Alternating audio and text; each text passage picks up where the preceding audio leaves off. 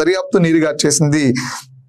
దీన్ని దర్యాప్తు అంటే దీని దర్యాప్తుని ముందుకు తీసుకెళ్తలేదు.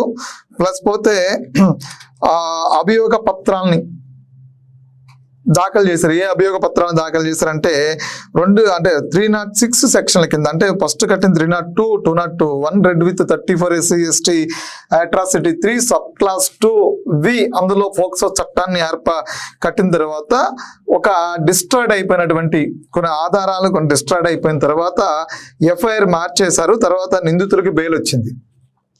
సో ఈ అభియోగ పత్రాన్ని మార్చి అంటే నిందితుల్ని కాపాడేందుకు ఆ సెక్షన్లు తొలగించి అభియోగ పత్రం దాఖలు చేశారని ఆరోపిస్తూ అప్పట్లోనే పవన్ కళ్యాణ్ ఉద్యమం చేశారు. సో ఇక్కడ పవన్ కళ్యాణ్ టార్గెట్ చేయడానికి ఏమీ లేదు.